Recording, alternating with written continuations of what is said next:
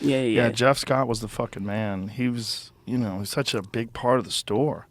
He would just always crack jokes with them. He would come talk to you about sets and stuff that you were doing. He was like almost like a counselor. He was a part of the family, but he was almost like he had a very specific role as the guy who played the piano. And brought all the comedians up. In between the comedians, for people who don't know, Jeff Scott would play piano, but it was more than that. Like with some comedians, they would work with him, so he'd play some music while they were on stage, and he would give them like sound cues and fuck around with them. But he was just an easy guy to be around too. Jeff and I, we had this thing where I would sing like my little songs and stuff at the end of the night, and he would play with them, right? And he would be filming a lot of them. And when he passed away, I called one of the managers at the store. I was like, I'm going to need y'all to get all of them tapes. Get them fucking tapes. Yeah, right? Because me and Jeff used to say some shit, okay? man, because the Comedy Store is like, look, come in here, be yourself, do your thing. We don't give a fuck. We want your authentic self. And I was very, very my authentic self. So I'm like, get them fucking tapes. They're like, we got you, bitch. Because I ain't like now I have this, SNL's my first corporate job. Right.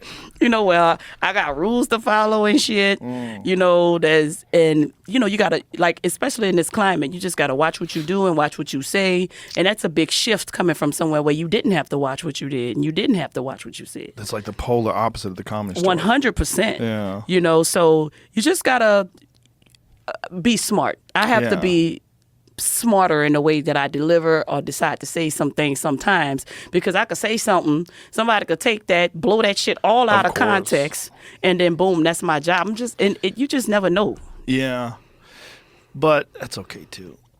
Even if that happens. Even if it does, I mean, you're going to always be all right, but then that's going to piss me off. Yeah. It's just like, yo, why everybody starting all this drama over simply misunderstanding something that somebody said? Well, it's purposely misunderstanding it. Like, people are doing it on purpose. It's people that just, you know what it's like? It's like the world is filled with glass houses and there's just buckets of rocks everywhere. Yeah. And people just want to smash a window. It's like, it's so easy to bring someone down now, especially someone that said they tweeted some shit in 2009 or said some shit. It's like, it's a normal part of human culture. Like, when you see someone, especially someone like yourself, that's on the rise, and now all of a sudden you're doing great. People that aren't doing great, they want to chop you down. And you know what it's like. Like, there's one thing about comedy that's fascinating is that when you start out, anybody can start out. Anyone can get on that stage. Open mics, it's for anyone. Like, literally anyone, including mentally ill people. Yeah. And so you got a lot of mentally ill people that you're sharing space with, and you're hanging out with them all the time. And then you start to do well, and they get angry at you. Like, people that have, like, severe narcissistic tendencies and severe jealousy. And I've seen that with people. It's interesting to watch it from the outside, watching like doormen and bartenders and people that just start out, and then one of them starts doing well, and then they start getting gigs, and then they start opening for people, and they see the fucking hate in the other people. Man, it's fascinating to watch that. And so those are the ones that want to take you down. The ones that want to take you down are the ones that can't do it. Yeah, that's very interesting. Especially like working at the store, because the big comics will come in and they'll just pick people, and you would see it because people that's been at the store for a while, they wouldn't get picked to go on the road or open up. But like, people come there and be new. Want some of those? Oh no! Let me tell you, Al. I'm losing my job for sure if I smoke that shit. Really? I gotta, you know what I gotta do with marijuana? I gotta smoke that shit at the house.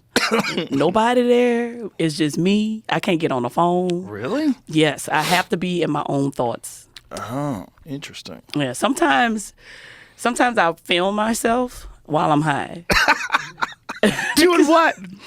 Well, I'll go crazy. Like, weed makes me crazy. I'm paranoid. I'm always worried about my parents. I always start feeling also like I ain't shit. with marijuana. But a lot of people that smoke, they're like, look, just keep smoking. That's just a wall you got to break through. But I can't let myself feel that way. Maybe it's the weed that I'm smoking. I don't know. But No, I know what you're talking about. I feel that way too. yeah, It's humbling. And that's what I like about it. yeah, it makes me feel I'm not good enough. But it makes me get up and work. Yes, that's what I'm talking about. That's the good part about it. Yeah. Like that's why I'm scared of things that make you overconfident. Like things that make you overconfident, I think are terrible for you. Yeah. I think you're probably it depends on the person, clearly, because some people have a real problem with confidence and they don't have any. And for them, marijuana could be debilitating. But I think for some people that are doing well, it's good. It's a little reality check. It's like you need to look at the big giant picture, and sometimes you don't. You just get so locked in with blinders on, looking at your own, day-to-day existence and the own things that you concentrate on and that you think are important. And marijuana sort of dissolves any artificial barriers and just makes you look at things for what they really are. I do allow myself to feel that once a month. But I have to be alone.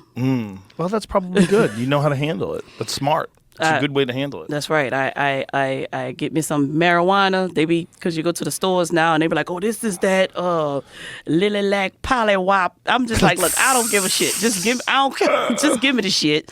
I'ma smoke it. Yeah. This your hybrid and your mixed with your hybrid. So that's your indica mixed with your sativa. I'm like, man, I don't give a shit. Just give me some weed, bro. I don't know nothing about weed like that. So I'll once a month, I'll smoke it.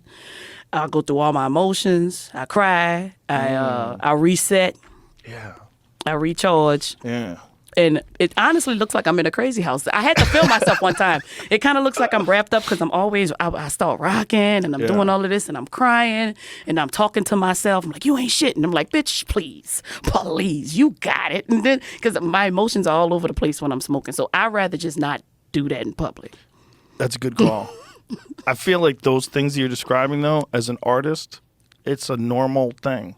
It seems so crazy that, you would battle with you ain't shit and you got this, and that it's like both sides of your brain are sort of duking it out. Yeah. But I think as an artist, that's something that does happen. Like you have to have, as a performer in particular, you have to have a certain amount of confidence. You have to be able to go up there and know that you got it.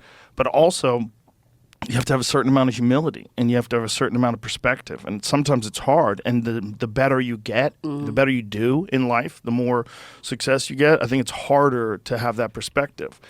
Because it's easier to just believe your own bullshit. It's easier to pretend you're different than everybody else. It's easier to do that